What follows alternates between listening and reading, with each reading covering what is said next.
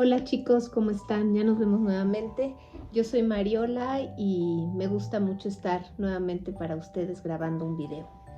Les traigo un cuento muy especial, se llama En Tierra de Sabios, escrito por Mariola Satorre, que soy yo, y es un cuento dedicado a mi hija Aitana. Espero que les guste. En Tierra de Sabios. Era un pueblo alejado de cualquier civilización, un lugar tan remoto que no recibía ningún visitante. Si alguna vez alguien quiso gobernar, los intereses particulares de sus habitantes deshicieron toda oportunidad de conseguirlo. Este era el pueblo de los sabios. Los había de todo tipo, cada uno experto en su área. El matemático era tan numérico, nada podía escapar a sus cálculos tremendamente exactos, que le servían para establecer un número preciso de movimientos terrestres antes del fin del mundo. Sus rizos color mostaza parecían acorde a cada uno de sus pensamientos, pues si una nueva fórmula surgía en su cabeza, erizaba ese campo de resortes que era su pelo. Aquí está el matemático.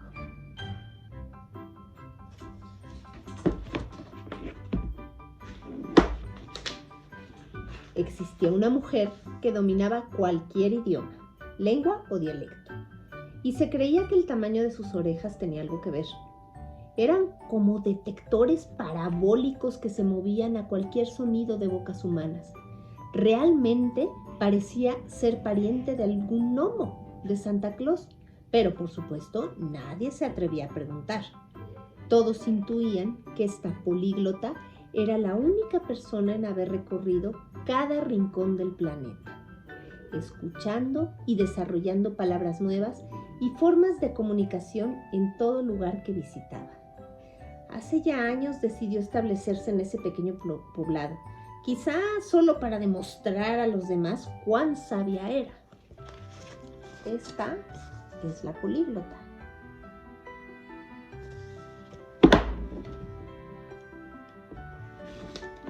Nadie podía superar al historiador. Tenía la capacidad de explicar la vida de cualquier personaje de siglos pasados, saber la hora exacta de su muerte y hasta cuántas veces solía ir al baño. Sus lentes parecían el fondo de una botella y aún con esa vista cansada podía leer más libros por día que nadie en esa población. Memorizar fechas y acontecimientos como ningún otro. Si hubiéramos podido abrir su cerebro, seguro estaba repleto de libros. Aquí está el historiador.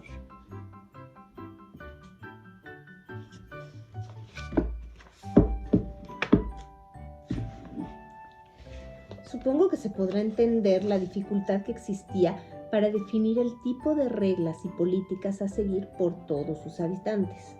Además, de no haber dirigente alguno que pudiera ser aceptado y respetado por tan exigentes personas. Así como los tres descritos anteriormente, había un centenar de individuos que vivían como vecinos desconocidos.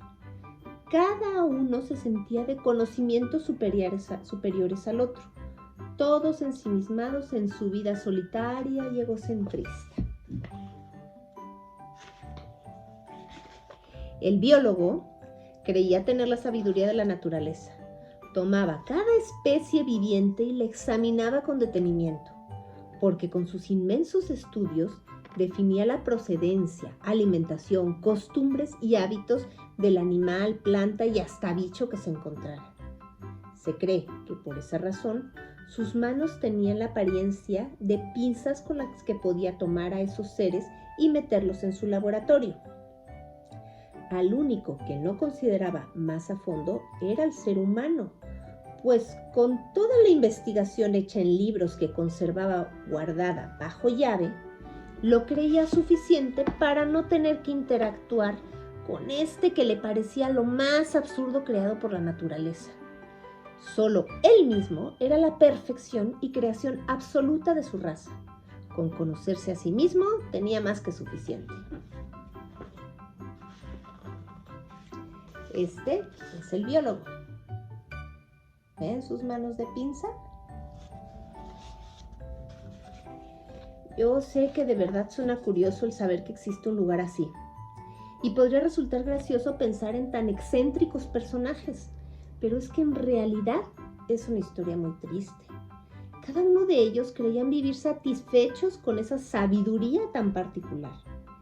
Pero es porque nadie se percataba de su propia infelicidad, hasta poco tiempo después que todo empezó a cambiar.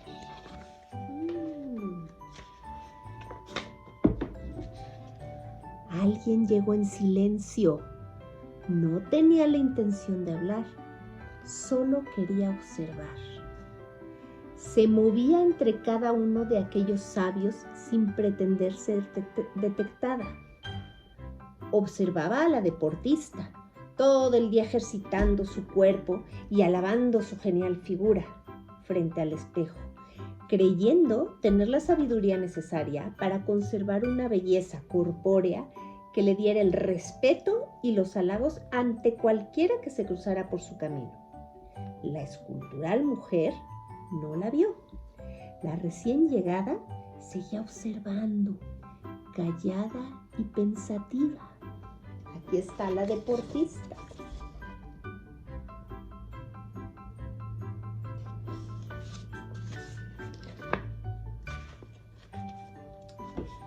No contaba con más de 11 años, pero ¿quién diría que su poder era mayor al de todos estos personajes que la rodeaban, sin ni siquiera percibirla? Era tímida, es verdad, pero su curiosidad era mucha y no dejaba de observar. Su voz era tan ruidosa como el volar de una mariposa, sus ojos como dos grandes girasoles y sus movimientos escondidos como el caparazón de una tortuga. Tras la vergüenza de encontrarse ante tal cantidad de intelectos. Aquí está la pequeña niña de 11 años.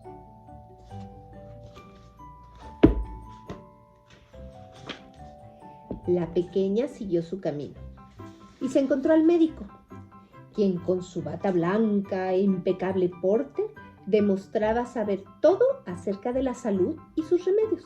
Nadie podía dudar lo importante que era su presencia en el pueblo. Él no la vio. Aquí está el médico.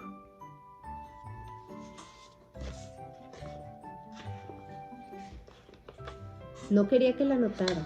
¿Qué pasaría si se equivocaba? O si no podía responder alguna pregunta que le hicieran. ¿Y si no era lo suficientemente buena para todos?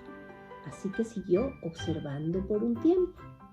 A medida que pasaban los días, se dio cuenta que el matemático tenía dolor de espalda y caminaba como queriendo imitar a un camello por todas las horas que pasaba sentado en su escritorio y que ya no lo dejaba continuar con sus cálculos por más que intentara cambiar de posición.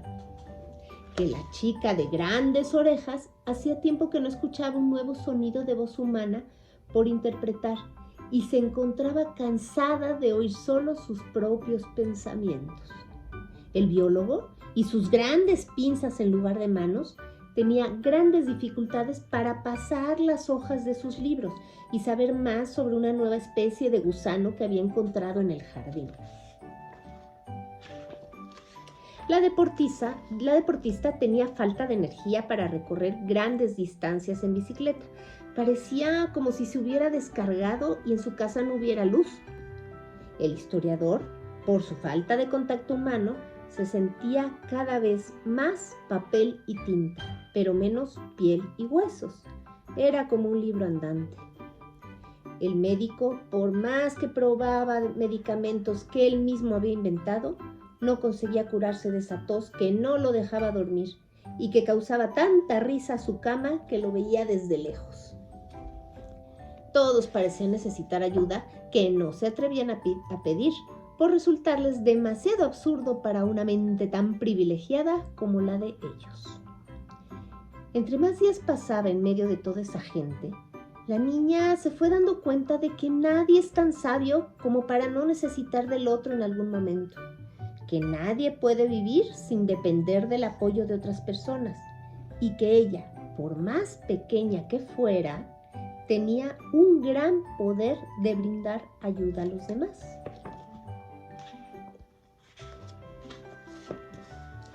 Aquí están todos, con sus caras de compungidos.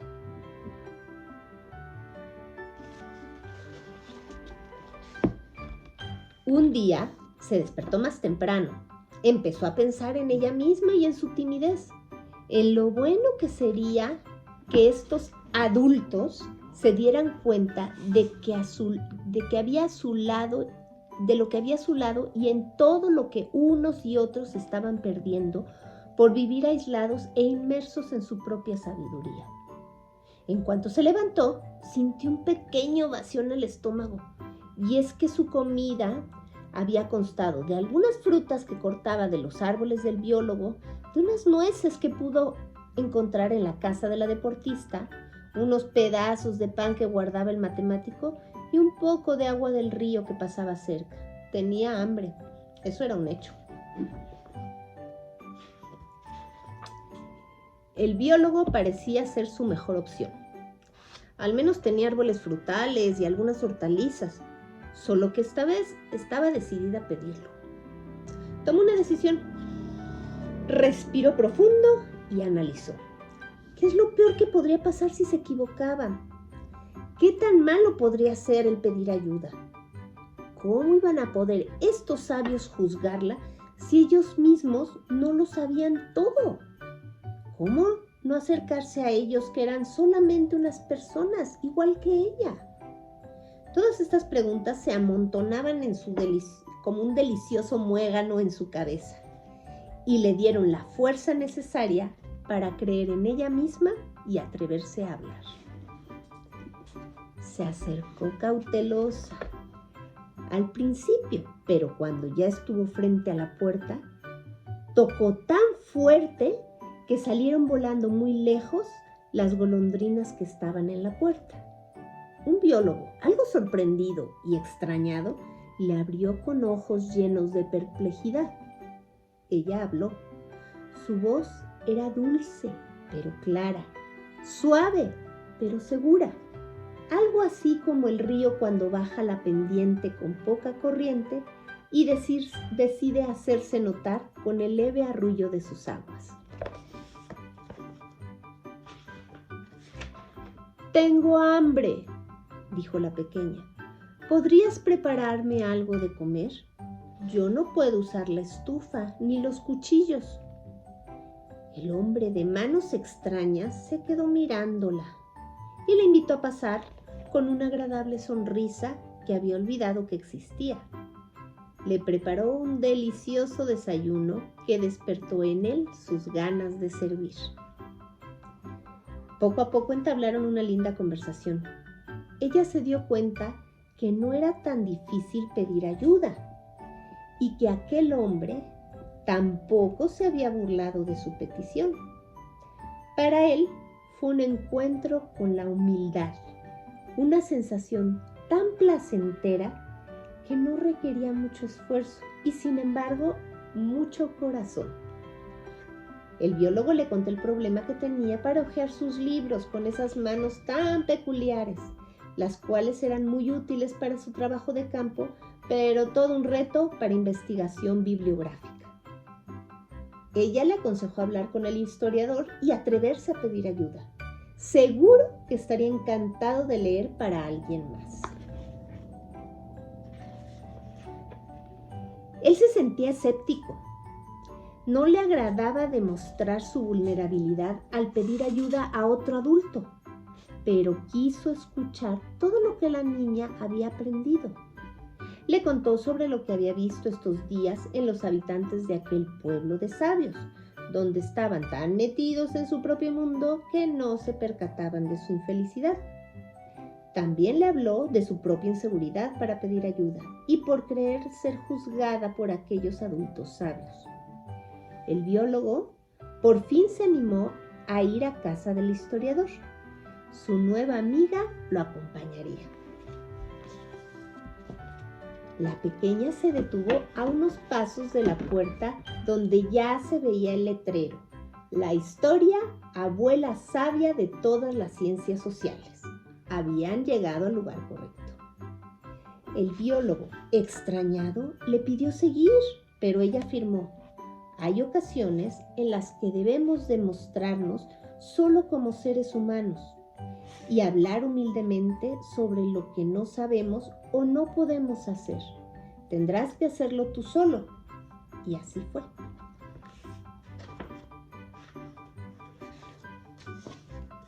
Esta es la casa del historiador. ¿Ven? Es la que aparece en la portada. Todo empezó a fluir, como en cascada.